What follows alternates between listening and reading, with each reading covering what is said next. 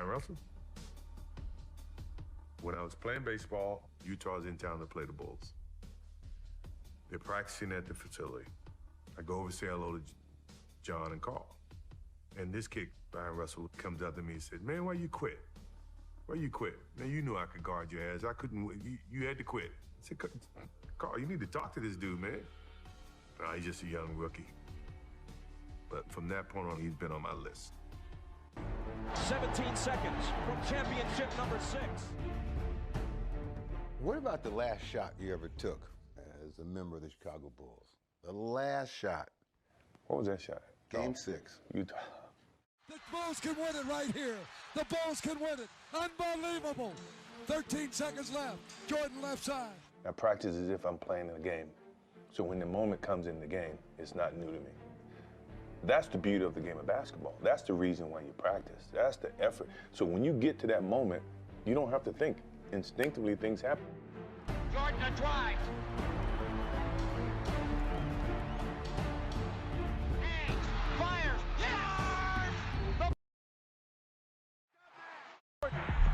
against Armstrong. Armstrong backs up to the sideline. Works off a D-box screen to the right wing. Pull up, pop it. Goal! BJ gives the Hornets a 5-point lead. BJ kind of forgot, what drives us. He woke us up if we were in a sleep, and we've been able to capitalize on that. It shocked the Bulls 78-76 in Chicago to even that best-of-7 series at 1. And it was a former Bull, B.J. Armstrong, whose jumper with 18 ticks left sealed the win for Charlotte. After the reaction. Let's see if all that trash talking starts when it's 0-0 instead of 5-6 point lead. That's where it starts. BJ hitting that shot and staring the whole bench down and whatnot, it just didn't sit well with Michael. And we knew we have woke Michael Jordan up. And Armstrong up the top, shadowed by Michael. Gives up his dribble, pressured by Michael. He came after me in the rest of the series, especially that next game. Armstrong, top of the circle. Michael all over him. Armstrong nowhere to go. Jordan with a turnaround over Armstrong. He knew he had him. So the Hornets take Armstrong off of Jordan momentarily. B.J. Armstrong tonight only 2 points on 1 of 7 shooting. During the finals, we go out to dinner one night. George Karl's over on the other sid, having dinner. Hey, there's George Karl over there. And George Karl does not come over and speak to him. He walked right past me. Now look at my, really? Oh, so that's how you're gonna play it. He just kind of went by, and I went, uh-oh, should have never done that. I said, it's a crock of shit. We went to Carolina. Dean Smith. I see him in the summer. We play golf. You gonna do this? Okay, fine. That's all I needed. That's all I needed for him to do that. And it became personal with me. And here is Jordan. Michael Jordan on the breakaway. And the hop on campus. The beautiful outlet pass by Rodman over the top. Payton unable to take care of business. Now, he can make up a lot with his athletic ability, but nobody's going to catch that. I was a little bit upset that I didn't get the MVP that year, and they gave it to Charles Barkley. But with that said, okay, fine, you can have that. I'm going to get this. Jordan with the steal, and Jordan goes all the way. Beautiful finish by Michael. I knew that Jerry Krause loved Dan Marlin. And just because Krause liked him was enough for me.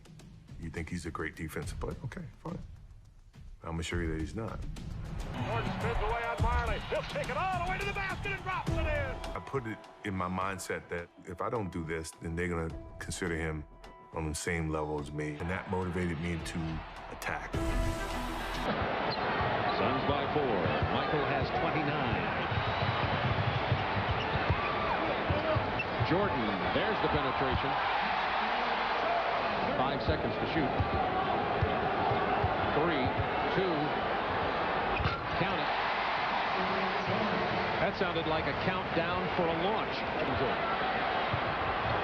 Michael beats him on the dribble. We have another tie game. Who do you think's going to take this shot? Michael Jordan. You think so? He has 39. Clyde the Glide says we're the 2 best in the game, but I'm not getting into a war of words with Mike. Clyde was a threat.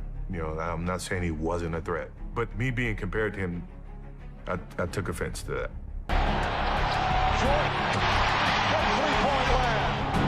So he hit that first three. And then here come the second one. The third one. Three-point field goal. Michael Jordan with 4 3-pointers and a half has tied the NBA Finals record. Jordan again from downtown. Did you see that look? Michael indicating he can't believe it.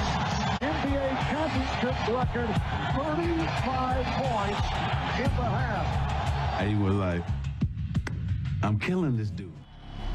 The inbounds pass comes into Jordan.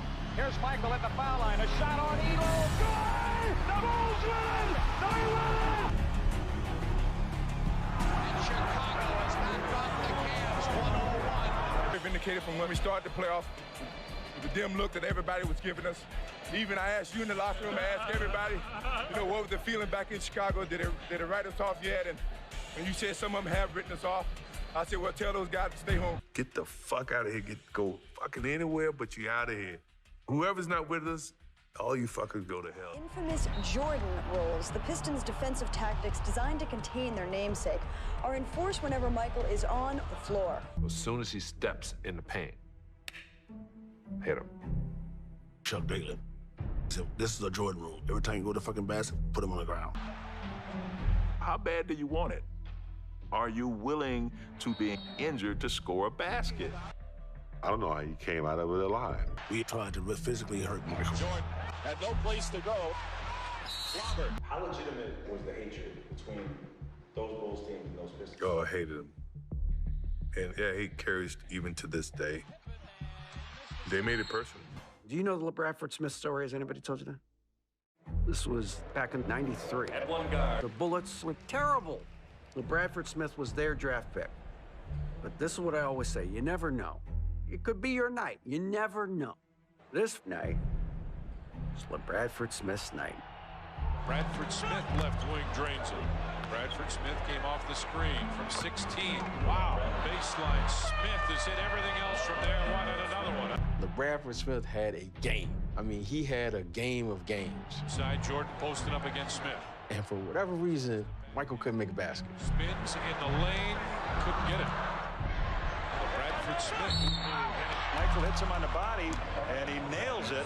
Smith, he has really got that touch going. No, we're not talking about that guy. We're talking about LaBradford Smith. In Chicago, LaBradford Smith scores 37 points against Michael Jordan. He said that LaBradford Smith, walking out of the gym, had said, "Nice game, Mike." And you knew that this wasn't going to go down well. The next night, they play in Washington. We played him on a back-to-back. I never forget it. So we're flying to Washington. He said, tomorrow in the first half, I'm going to have what this kid had in the game. I never seen a man go after another player the way he did.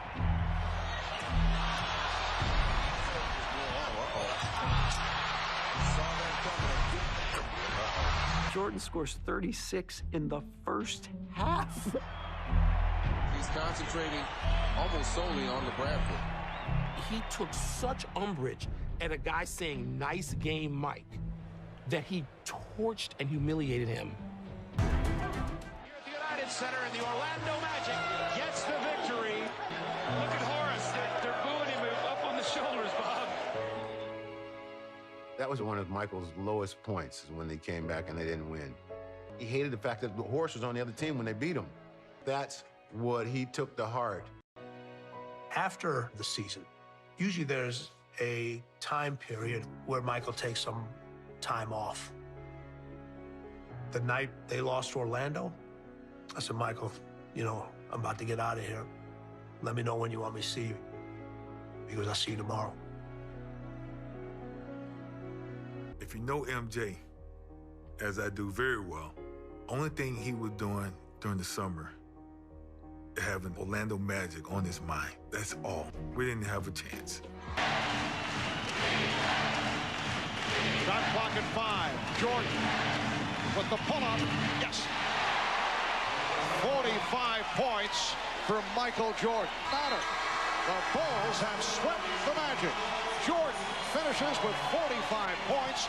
The Bulls do it 106-101. What's the biggest motivating factor going into that series for you? Karl Malone get MVP. Congratulations, Karl Malone, 1996-97 NBA Most Valuable Player.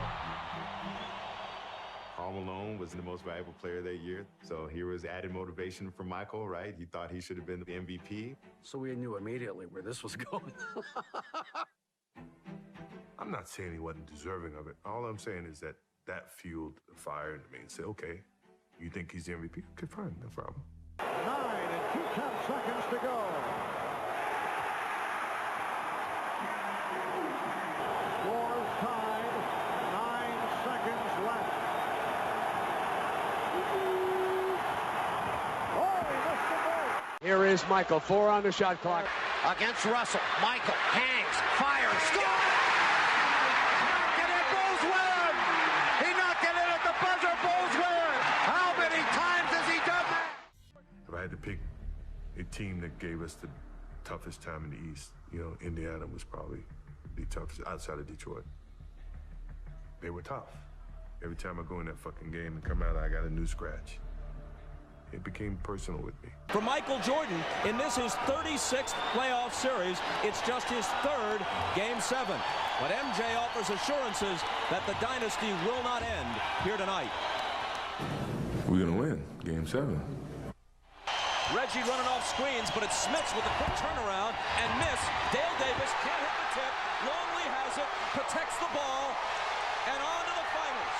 For the 6th time in 8 years, go the Chicago Bulls.